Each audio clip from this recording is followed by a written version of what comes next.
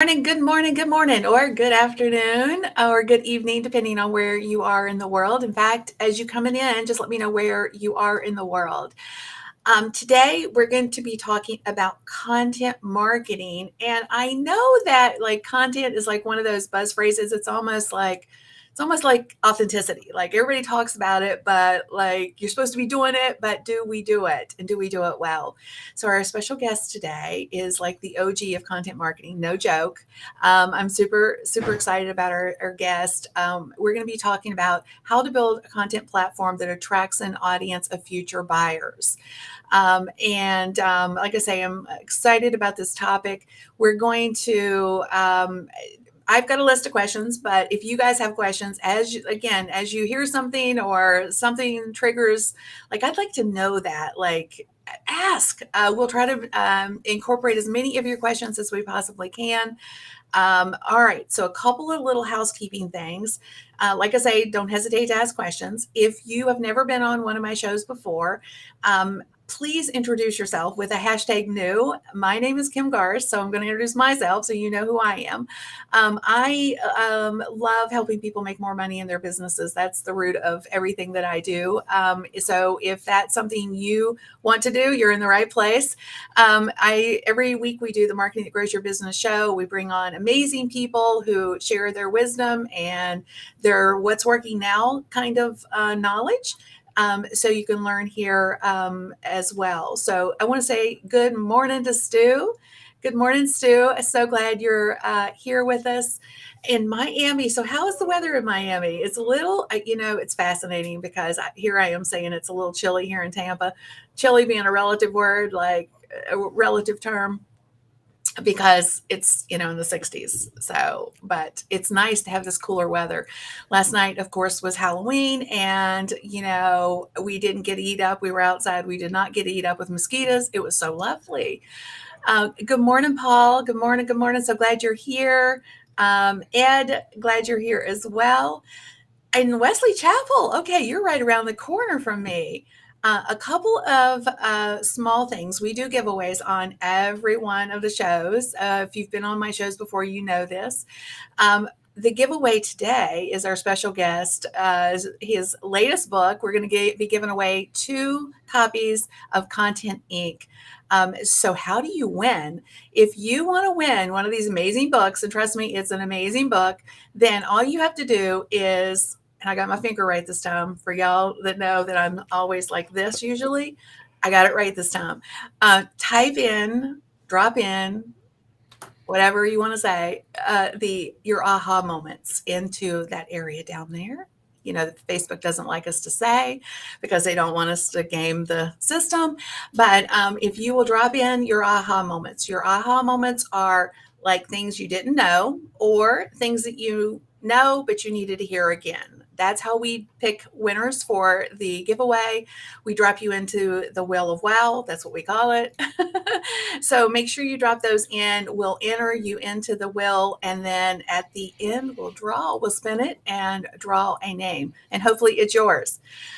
We do also love the love around here. So hit those emojis, hit that S button so that you can sprinkle it out into the world so that somebody else can get some value from this. And don't forget to, what's another word for that C word? But anyway, you get it. Drop in those aha moments. How about that? Drop those in so that we don't miss out on those. Okay, one other small thing before I intro our guest. I want to give a special shout out to our sponsor, our amazing sponsor, Restream. If you are looking for a great tool to go live in multiple locations at the same time, quickly and easily from your desktop, then Restream is a great choice. And the best part is you can absolutely try it for free, their pro version for free for 7 days. So simply head on over to kimgarst.com/Restream and give it a go. You will love it. All right, let me tell you a little bit about our special guest. Joe is, like I said before, he is the OG of content marketing, and we're going to dig into that a little bit more. He's an Amazon bestselling author of Content Inc., Killing Marketing and Epic Content Marketing, which was named as a must-read business book by Fortune magazine. His novel, The Will to Die, was awarded Best Suspense Book of 2020 by the National Indie Excellence Awards. Joe's latest version of Content Inc. is now available. And like I said, we're giving that away on today's show. So don't forget to drop in your aha moments. Just wanted to, real quick before we bring Joe in and you guys can put your hands together for him, I wanted to say good morning to Allison, and we've got MJ is here.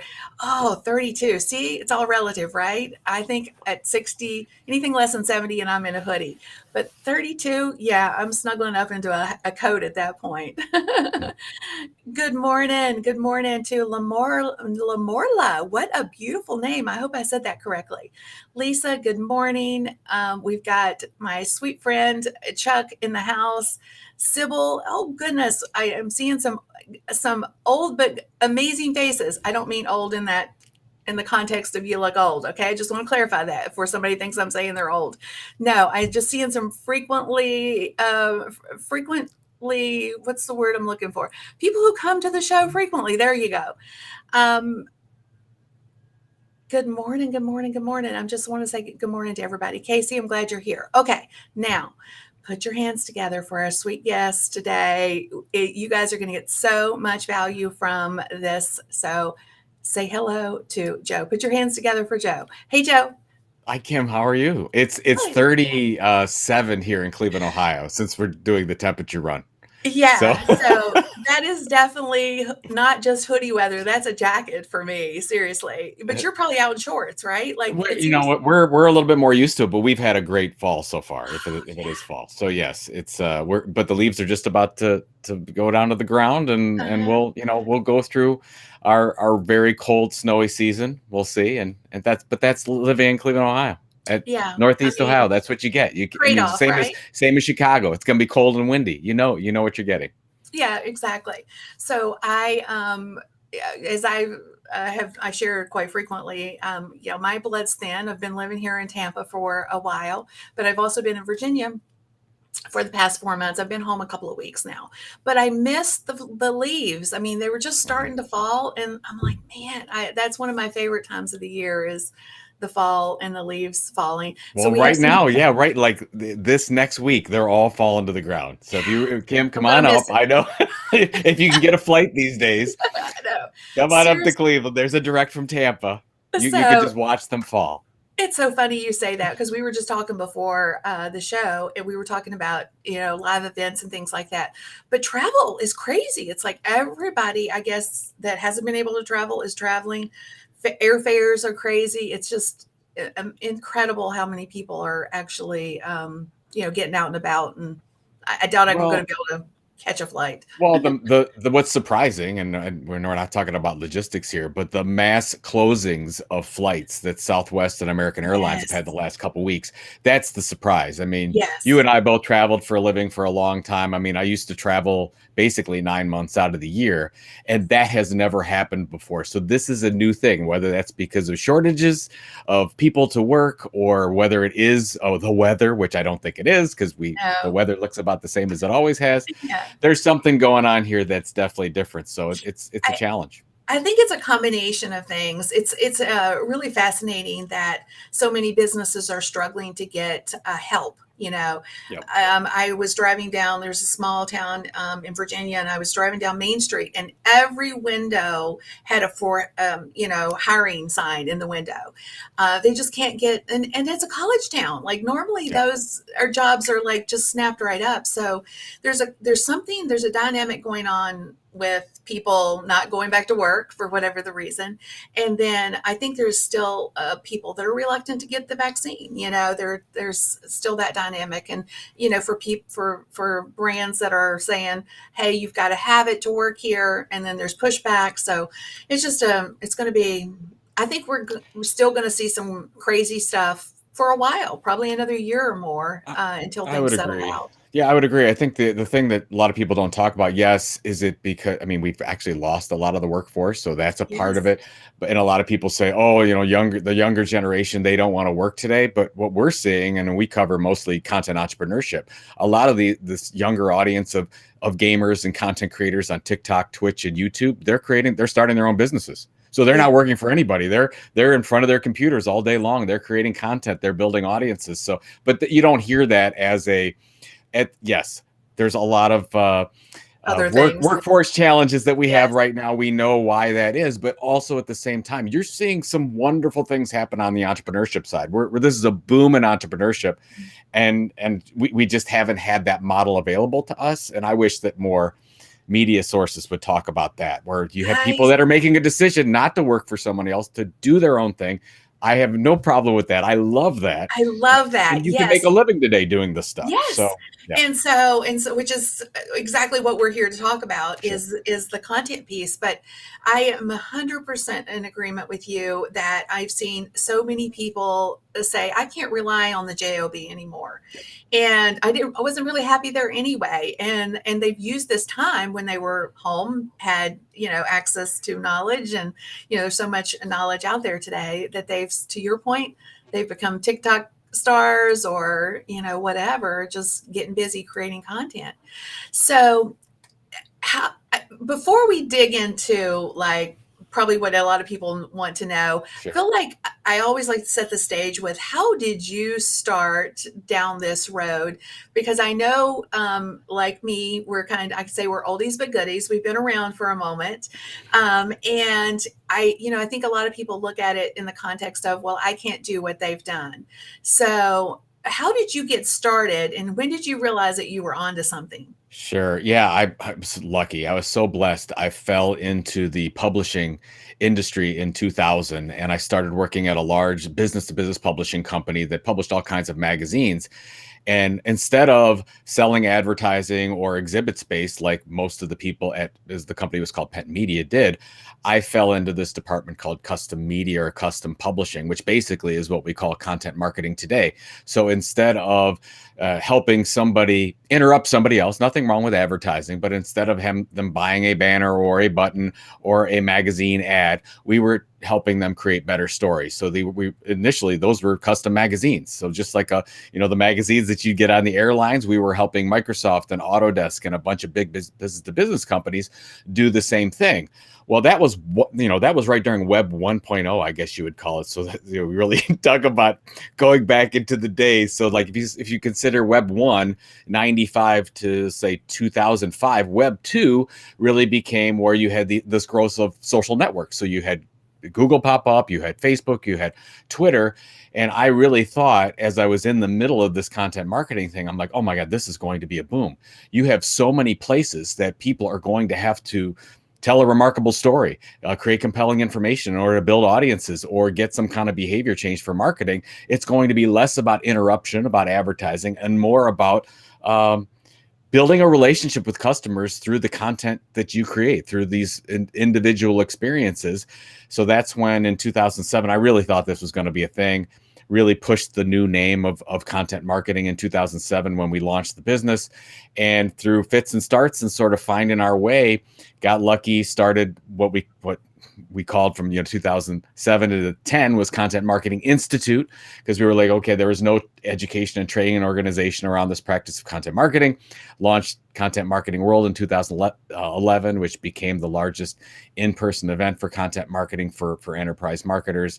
And then I became the content marketing guy. I wrote a book every couple of years. But I guess the good news for everyone on this is we're still in our infancy with this, and we're moving from Web 1, which is basically that one-way communication where we would go to the web and get information. Web 2 is two-way communication, but it was dominated by large tech companies like your Facebooks, like your Microsofts with Twitch, or Amazon with Twitch and whatnot. Now we're getting into Web 3, and we could talk a lot about that, Kim, but because that's the most exciting thing for me, where we talked about it, an entrepreneur, an individual, a marketer can build an audience. They can monetize that audience in multiple ways today. They can do it outside of the big social platforms if they wish to do it. And that's kind of what we promote doing.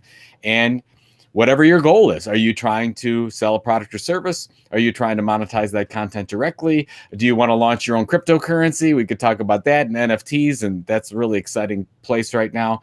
So, here we are 20 years later, and there's probably more opportunity. Yes. Is there a lot of content clutter out there? Absolutely. Always has been since the dawn of the printing press.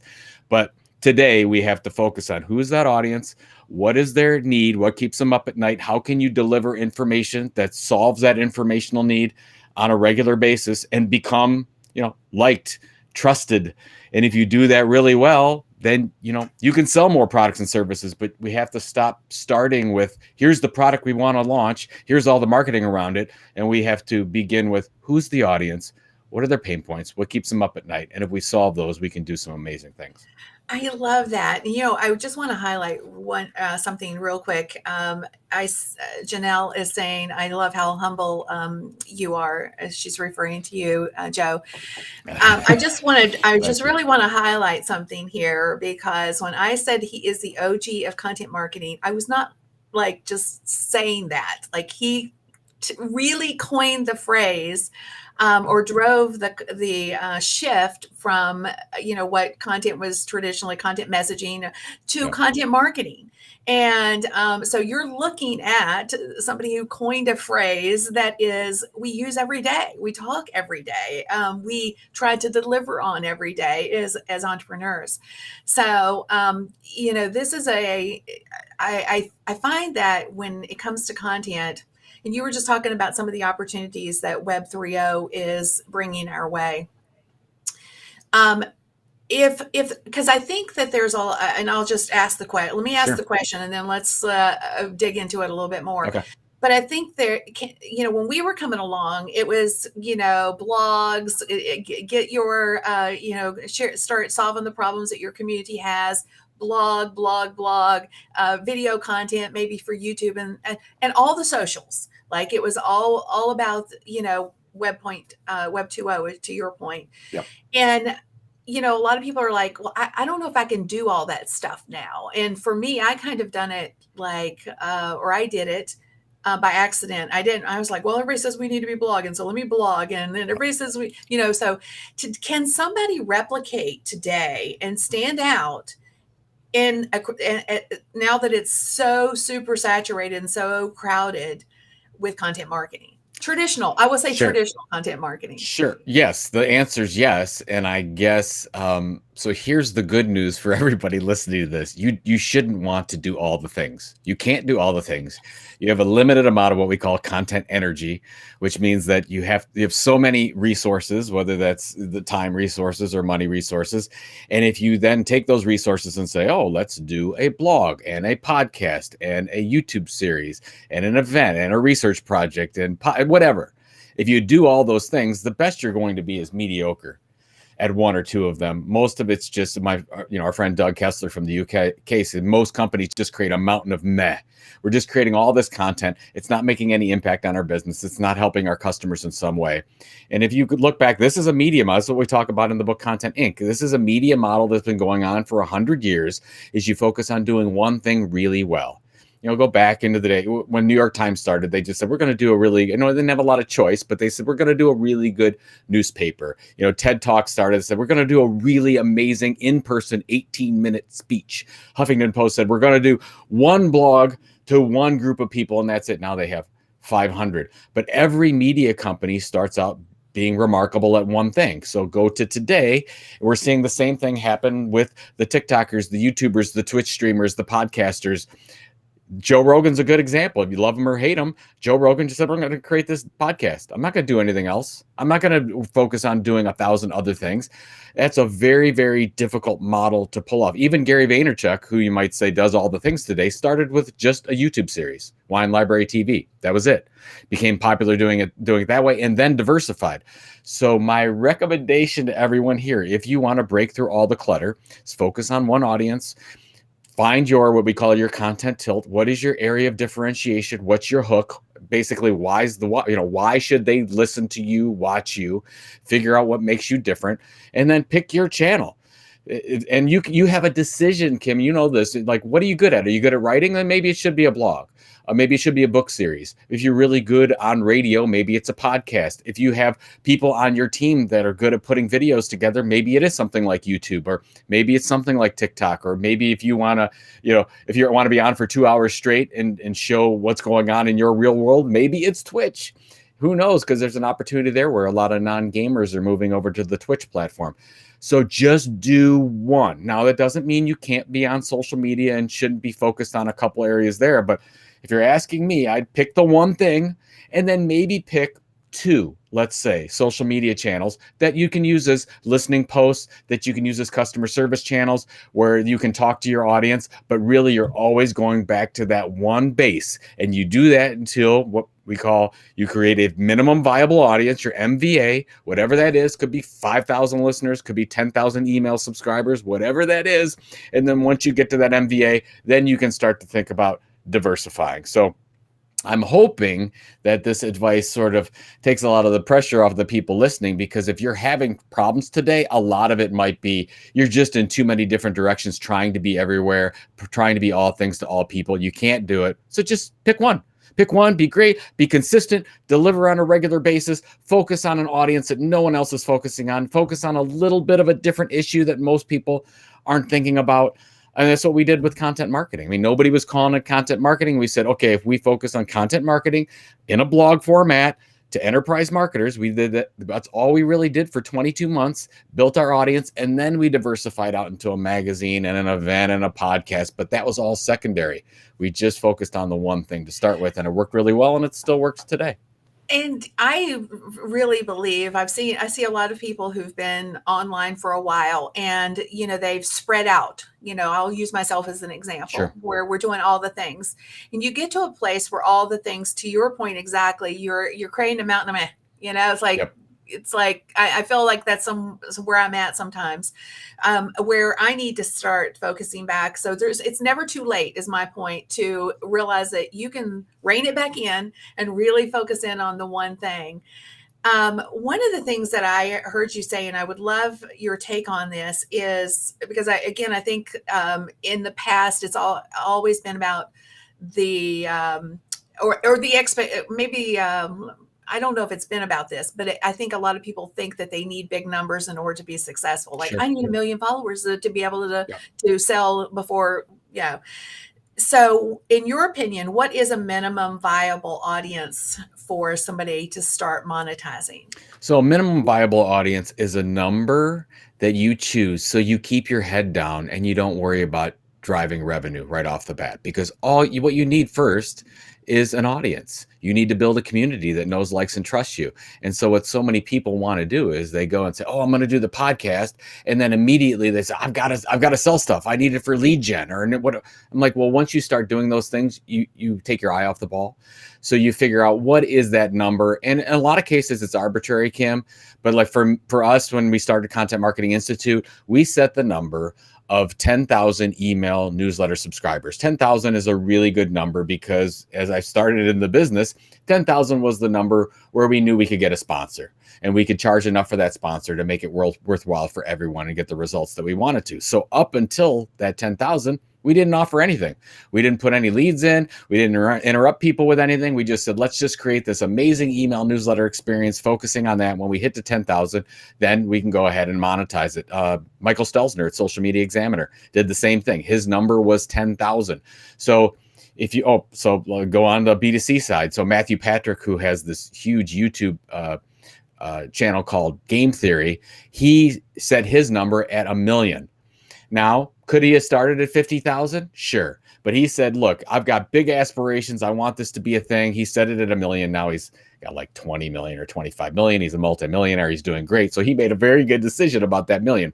So everyone listening to this, figure out what is your number. It doesn't have to be big, to your point. It could be 1,000 email subscribers. It could be 1,500 listeners every week to your podcast, whatever that is, to get to a point where you work out the bugs, you work out the kinks, you find your content tilt, you find your hook, your area of differentiation. You've really found your audience. You're starting to get some really good feedback from that audience, and then you can move forward and go ahead and diversify. So that's what I would set. And by the way, I got in and launched another business called The Tilt. We launched in April, and we set our email newsletter minimum viable audience at 10,000. So if you look at anything that we're doing on The Tilt, you're like, is Joe making any money with this? And the answer is right now, no. We're not, because we're at 9,000 subscribers. So we're really close. So Yeah. from April to now, we've gotten to 9,000. We've done all the work. We've done all the SEO.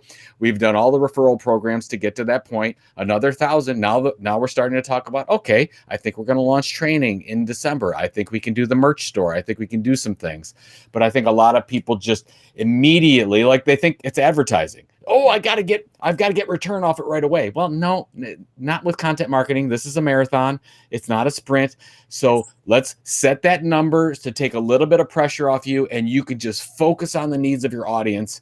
And if you do that, you'll hit that number, and then you can take the next step. Yeah, and I think that's the real big message, and the concern that a lot of people have is the time it takes to build a platform that's content driven so that they can monetize it. Yep. I get that pushback, and I know you do too. You've used the term content tilt several times, Sure. and I would love you to explain what that means to everyone. Sure. Happy to. Yeah, we came up with the content tilt, I think, back in 2014, 2015, and it actually comes from the movie Matrix. So for you Matrix fans, if you remember the scene where Neo, Keanu Reeves, is the chosen one, and he's going to find out from the Oracle whether or not he is the chosen one. He's kind of waiting in the waiting area. There's a small boy there, and the boy is bending spoons. And Neo's like, what? How are you doing that? And the boy says, there is no spoon.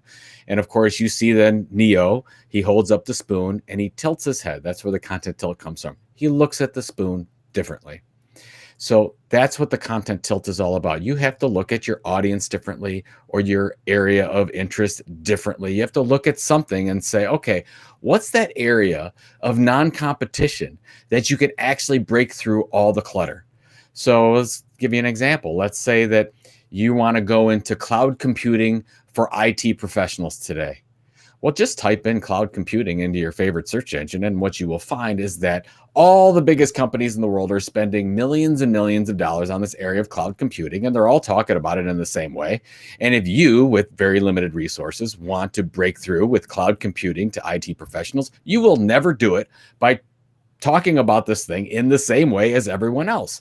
So you have to tilt it a little bit. So what does that mean? That could mean looking at it, the audience differently. Maybe it's IT professionals that work at companies of 10,000 or more, that live in the Tampa area, they have manufacturing bases in the Tampa area, whatever. I'm just making this stuff up. Or maybe it's on the consumer side. There's a really good example of a woman named Ann Reardon who started a YouTube site called How to Cook That. This is back 10 years ago. And she wanted to actually build an audience, and there's all kinds of people doing recipes, and she wanted to do recipes. So you're like, how does Ann Reardon, with no resources, break through all the clutter, build an audience of today? She has like 5 million or so in her audience, when every other company with a larger budget than her are trying to do the same thing. Well, she focused on a content tilt of impossible dessert creations. So what you'll see on her site is she'll go step by step through how to make a 5-pound Snickers bar, or how to take a Fanta soda and you cut it in half. It's like a 7-layer cake.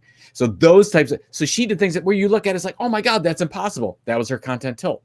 She had all the same things. She had the knowledge as everyone else, but she looked at that area a little bit differently. So for example, with our new business, the Tilt, we're looking at this area called content entrepreneurship.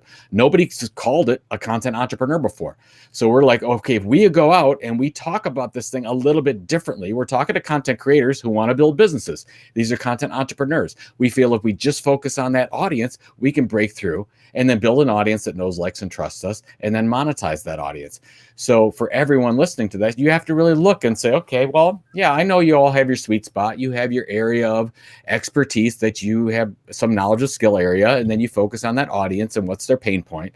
But most people stop there at the sweet spot. Take it one step further, figure out that content tilt, how you're going to differentiate that. And you brought this up before, Kim. I mean, nobody was calling it content marketing. That was our tilt.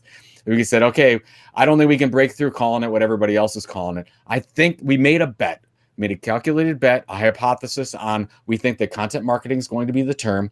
We put a lot of energy toward that term. It took us about 3 years to get there. By 2010, people started calling it content marketing. And when they did and typed everything in, we came up because we've been talking about it for 3 years.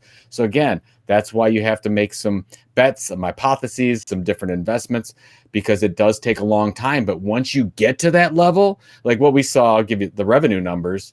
Like I think we did less than 100,000 in 2007, less than 200,000 in 2008. We were still bleeding cash in 2009, 2010, 2011. We got to $2 million. By 2015, we were a $10 million company. You see that hockey stick type growth, because if you bet correctly and build that audience, then you get that network effect and things really start to take off when you begin to monetize. So again, probably went too far into the content tilt, but what's that area of differentiation? What you got to break through all the competition.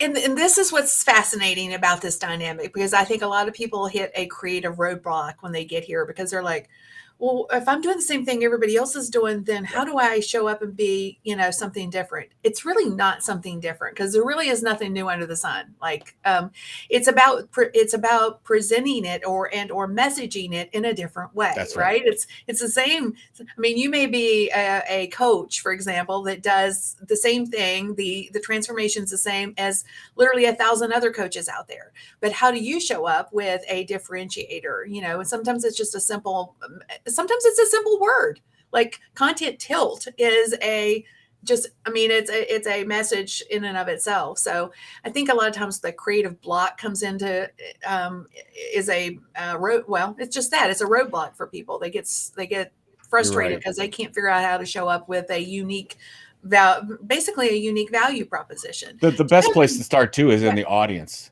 Like if everyone's stuck here, start by niching down your audience as much as you can. A lot of people say, "Oh, I don't want to do that because I don't want to lose opportunities." Well, go keep niching down until you get to a point where if you ask the question, "Can we be the leading informational expert in this industry?" Like right now, you might say, "Okay, cloud computing." You're like, "I don't have the resources. I don't have the knowledge. I can't break through all that. I can't be the leading informational expert."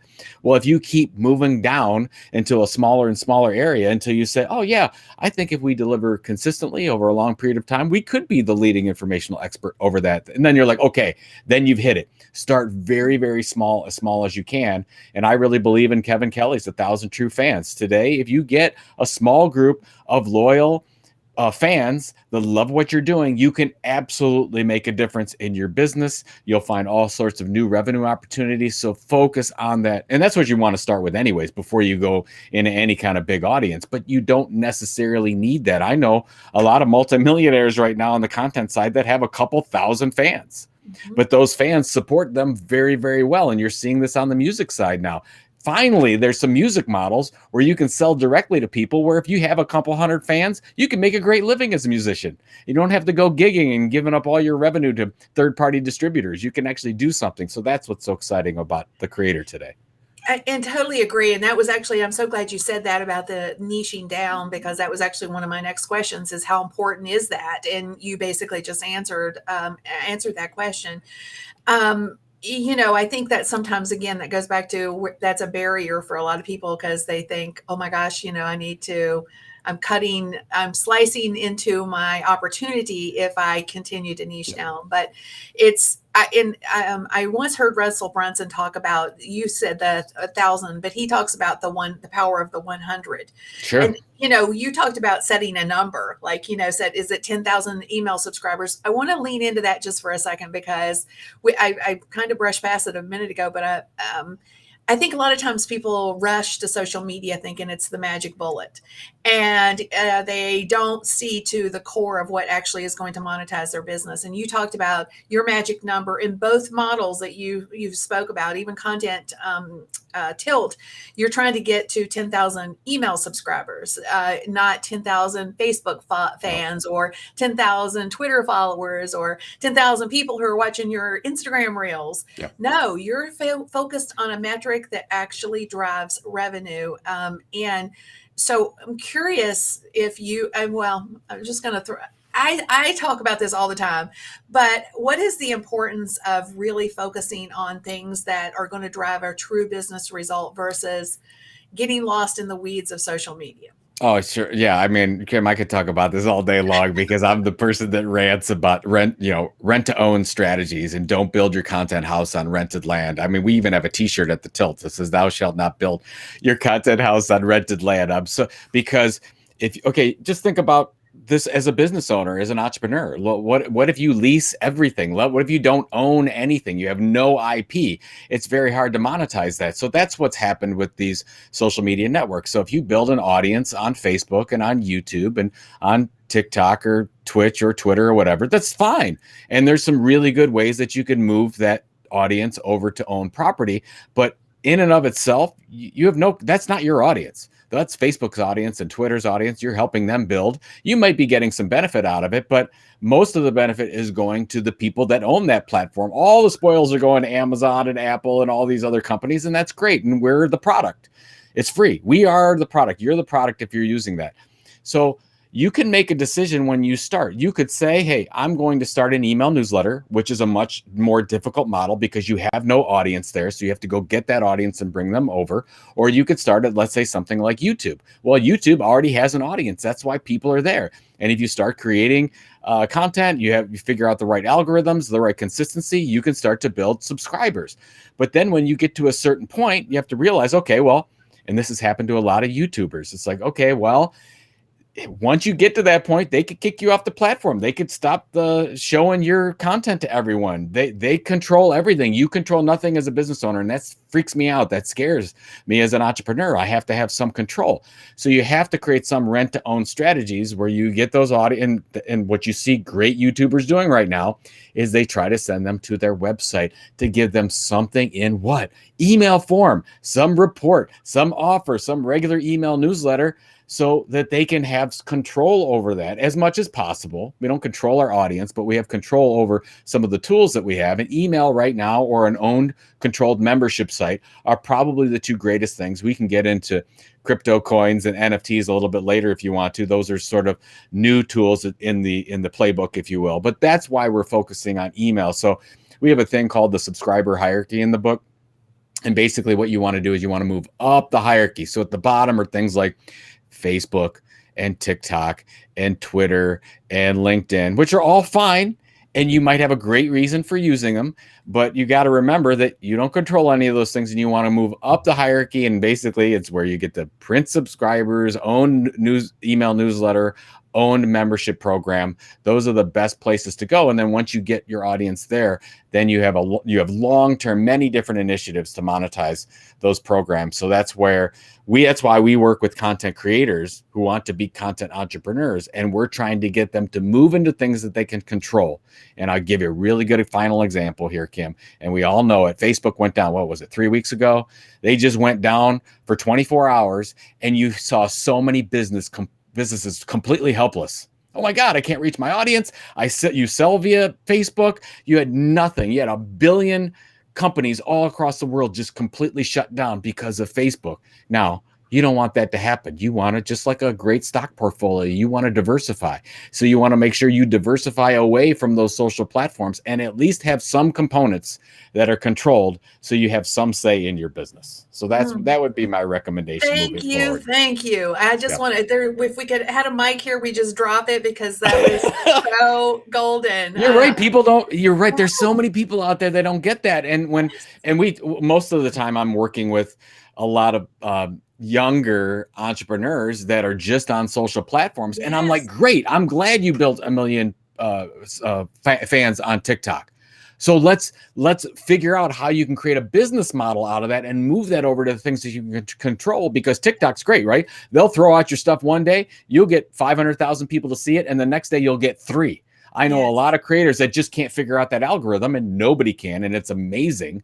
But it doesn't help the creator. Even if you figure it out, trust me, they are going to move it to where you have to figure it out again. Whereas if you move those people, and I learned this the hard way, when I first started, I jumped all in on social media. I'm like, if I had even a fraction of the 1.5 million followers I have and all the socials on my list, like I would be so much richer, if you will. Yeah, and You that's know? and it's funny because people say, "Hey, Joe, when you started Content Marketing Institute, what is your biggest regret?" Biggest regret, not Yes, starting the email newsletter sooner, because thank I was you. so focused as I jumped right on. Well, I was the same as you, right? We were in the 2007, late Yeah, 2006, 2007 onto Twitter. I was really focusing on Twitter as the platform, got onto same. Facebook and LinkedIn. I became the LinkedIn influencer. And by the way, nothing wrong with those things, Yeah, but boy, we could have been creating an amazing email newsletter. And then what happened with LinkedIn? Like LinkedIn took away my influencer program, didn't have that. Now I can't figure out that algorithm. Still a great place to be. Still yeah, we do, but when I'm working LinkedIn, I have a very specific strategy to move anybody talking about things on LinkedIn to the blog or yeah. e-newsletter so that we can have that relationship with that audience somewhere else. Yes, yes, yes, yes, yes. So we've talked a lot about just, I mean, some of it's just core basic stuff when Sure. it comes to content marketing, and some of it's core basic business. Well, I'd like to say everybody should be doing it, but a lot of people don't. Like we Yeah. talked about the email marketing, but let's dig into a little bit more of the Web 3.0, Sure. which is what are some great content opportunities that maybe people have heard buzz phrases like the NTFs and, all the like kind of new, I call them new age things Sure. that, people might not be aware of. What are some of those opportunities, and are they for specific niches Sure. or versus everyone? All right. So Kim, you open up this bottle. I'm gonna be I'm gonna Okay, go ahead, okay. roll it out. So I don't know where you're all at as an audience. I'm sure some of you are more advanced than others, but I'm just going to start from the beginning because what's happened with Web3, and a lot of people think, what is Web3? Like whatever. We're moving back to decentralized platforms, which means that there are not the big tech platforms in control. Content creators, businesses themselves can be in control. We're forming collectives out there. There's all new business models that we've never seen before. And I'll go through some of these opportunities, but basically, there are ways that we can create a more lasting relationship with our customers. And there's a couple different ways to look at it. So, and a lot of it has to do with the fact that cryptocurrency is a thing. So, whatever, if you're not a crypto investor or not, know that blockchain is a thing. Blockchain is a public ledger, a verifiable ledger out there on the internet that everyone can see. There's a lot of tokens being built on top of this, and we're seeing the tokenization of everything. So there's two different tokens out there. One is a fungible token, and that's like Bitcoin or Ethereum. That those are tokens that can be exchanged for one another, and they're all the same. So dollars are like tokens, fungible tokens. Where you, Kim, if you and I traded $1, it's the same dollar. We don't care. We'll use it anywhere. It's not much of a difference. Non-fungible tokens are unique tokens to the person that buys that thing, and so we're seeing non-fungible tokens take off first in the art industry. So I'm sure you've heard about NFTs or JPEGs being sold for multiple millions of dollars. It's not necessarily the JPEG, it's the rights underneath the JPEG. And that's what content creators have to think about. So when somebody buys an NFT, it's a smart contract, which basically it's an automated computer program that can run and do a number of tasks. So we will see this in all the event industry coming up where somebody can buy an NFT, and let's say, and I call it never ending tickets. It's kind of a new thing I've come up with that I think is going to be a thing where if you start going to an event and an event wants to say, look, you want a little ownership piece in this event, you want something a little bit exclusive, you want box seats versus general admission, we're going to give you an NFT. You're going to pay a premium for it, and you can have that NFT in your digital wallet, and then you get access to all kinds of things. Gary Vaynerchuk has just created a program called VFriends. He sold 10,000 event tickets, 3-year event tickets. He's been incredibly successful, but each event ticket does a different thing. Some event tickets give you access to a monthly drop in the mail where you'll get something exclusive from Gary. Some things when you go to the event, you'll be able to meet Gary or be at a VIP party or different things like that. So they all do different things. So you've got artists that have come out with this as JPEGs. You've had musicians that have NFTs. You have musicians that have come out with NFTs, like Kings of Leon just released their new album a few months ago, and they sold, I don't know, $2 or $3 million worth directly to fans. So again, that's where we get to the small number, Kim. You could have a couple hundred people support a musician, spend a lot more money, premium money for an NFT, and then they get that one-on-one experience with that musician, with that artist, with that content creator, whatever it is. So you're seeing a lot of content creators out there create NFTs around membership programs. So just think of all the things that are going on right now. You've got rewards programs, you've got membership programs, things that we know exist in the world. Well, those things are becoming NFTs that people can buy themselves with their own digital wallet. And then they have access to that ticket or that event, and people can send them things all the time through that digital wallet. So if you, let's say I was a blogger, Kim. So back in the day in 2007, when we started our blogs, we could have said, oh, I'm not putting that blog out into the public. I'm just going to send that blog post to 100 people that buy a ticket to this blog experience, and they're the only ones that get that from me, and they're only ones that get time from me. That's what NFTs are becoming in a lot of the content creator space. So you're seeing this happen. You're seeing new businesses created called DAOs. That's decentralized autonomous organizations. They're like the new LLCs. And so what you're seeing is there's a bunch of creators that are coming online, and they're building collectives together, and they're owning the thing together as a group. So you see an organization like Bankless. Bankless is basically a media company that creates information about crypto, and they have a DAO, and that there's a group of about 2,000 people that own the whole thing together. They set the rules, they govern as a group. They use this tool like Discord to govern, but people get paid and get compensated through tokens. So every one of these things has a token. So if you do more work, you get more tokens, proof of work. Or you could invest in and get more tokens. Again, crazy stuff going on right now, but we are just getting out of the dugout here. And of course, I wanted to test this model. We wanted to figure it out. So we have our own cryptocurrency, our own community token called Tiltcoin.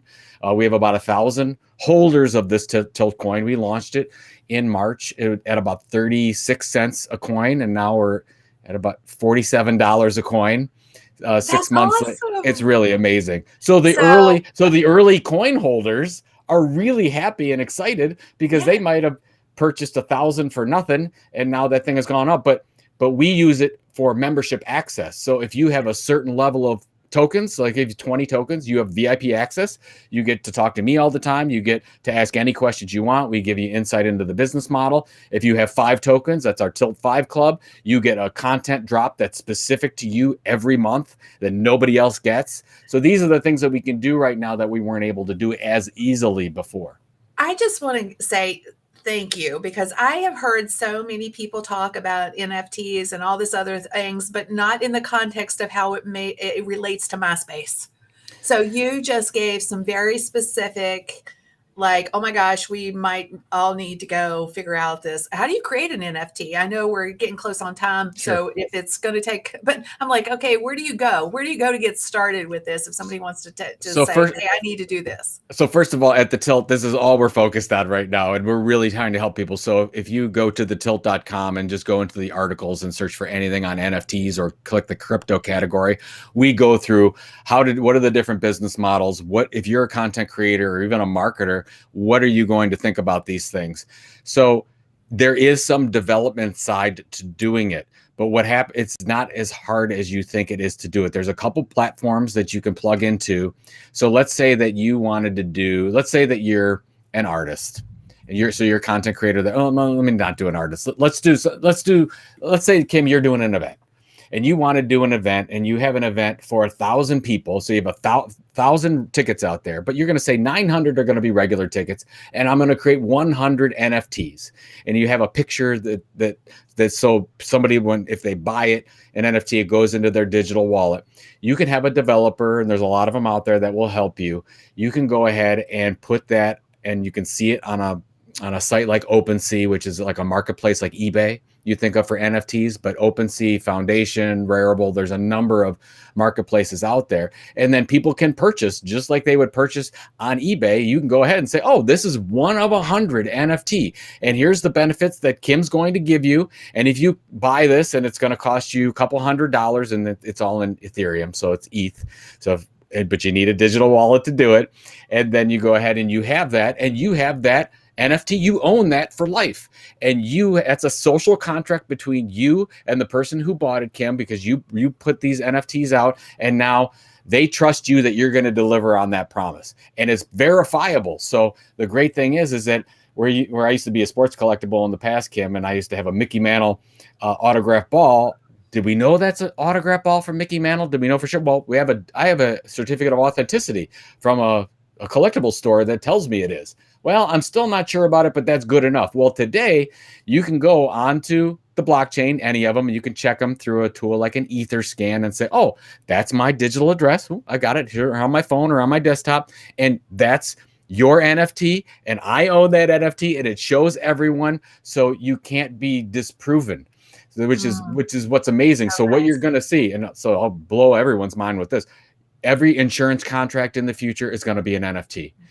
Anything that you think where there's things happening from an automated sample that's a contract involved, everything is going to be an NFT. And this is in 3-5 years. All sports tickets are going to be NFTs, because when the New England Patriots sells tickets right now, they've got to share the resale value of that with 1,000 different people. Now they don't have to. I didn't even mention this on NFTs. Yes, if you're a I was creator, going to bring that out. exactly. Yes. If you have an NFT, so Kim, you have your NFT and you sold it for, let's say, $500. So you get that initial $500 from the sale. Well, if somebody sells that to somebody at $1,000, you can set it in the contract that you get 5% or 10% every time that's resold. So what's amazing with what Gary Vaynerchuk has done, people have resold his tickets to VCon, his VFriends event, hundreds of times. Every time that's sold, he's gotten 5% of that. He's made millions of dollars just off the resale value. Gosh. So that's why you see a lot of these JPEGs are given away for free, because as they start to get some traction, it's on the resale value that the creator makes money. Oh my gosh. Oh, my mind is so totally blown. I don't know if y'all's are, because like I said, you know Joel Calm. I've had many. Oh yeah, Joel is. Joel. Oh, he was one of the first ones out there. Like absolutely, he's in there. And I'm like, it just seemed like so much gobbledygook to me. Like, I mean, I get it. I was like, especially in specific industries, like the music industry. I mean, you're bypassing all the fees associated with that they would traditionally pay, because they're selling directly to their fans, which means all that money is now theirs. They don't need a publisher or a record label or all the things that they would normally pay, and everybody gets a piece of. So it's just such an incredible opportunity. But you just broke it down in my terms, which is amazing. So I know you have something coming up, and we don't want to butt into that. But where can everybody connect with you so that they can learn more, not just about the NFT stuff, but even about the content marketing piece, because I think there's such an awesome opportunity for folks. Absolutely happy to share. So, but first of all, I'm at Joe Pulizzi on Twitter and LinkedIn and all the places, right? All the places we talked about getting a strategy for. JoePulizzi. If you want to reach out to me, DM me, they're all open. I'm happy to chat if you have questions, whatever. But our big thing is the Tilt, thetilt.com. We'd love if you could subscribe to it. It's 2 e-newsletters per week, and we talk about content marketing tactics. So every issue talks about something where you can get better at content creation, but around this idea of ownership. And we do every once in a while go into Web3. So I would say every 3 or 4 newsletters, we talk about some of this new technology so you can understand it, but we cover the entire industry. So we want to help you understand what are all the different platforms doing, how can you leverage those platforms, but how can you build a business around this, whether you sell product or service, or whether you're trying to grow your own content business, if you will. So thetilt.com. And if you want to go down the rabbit hole of creator coins and check out the Tilt. So basically you'll see if you subscribe. So every subscriber to the Tilt will get $5 in Tilt coin. And then every time that you share and refer somebody to the Tilt, you get $5 more worth of Tilt coins. So that's kind of how we get the community involved in what we do. And we've had a lot of people, do a really good job on the referrals and make thousands of dollars on that. But that's not why we're doing it. It's a really amazing loyalty program. And I'm in love with it, Kim, because you said it about ownership is so critical. Not only the ownership and control of your own business, but your fans can have a piece of that ownership as well. They want to see you succeed, but they're not just getting a content experience anymore. They're actually part of your business, and they're helping you grow. And if you succeed, they succeed. Yes. financially or through new access or whatever. And that's why I'm so excited about it. Yeah, so powerful. So thank you for sharing your wisdom. I want to give a big shout out to Allison and Stu for winning Joe's Ooh, book, Content Inc. I also want to let you guys know if you've been impressed, and if you haven't been impressed, like I don't even know. I don't even want to go there. But if you would like to get your own copy of Pat's book, not Pat's book, I know it says Pat. It's supposed to be Joe's book. Sorry about that. Then head on over call me and whatever you want. yeah, just buy Get the the book, book. okay? Get the book. But the link is in the comment area, so you can just click on it, go on over, buy the book, because you guys are going to be so blessed. Hopefully, you've gotten some amazing knowledge that you didn't know before. Thank you guys for spending some time with us. Take care of yourselves, stay safe, and God bless.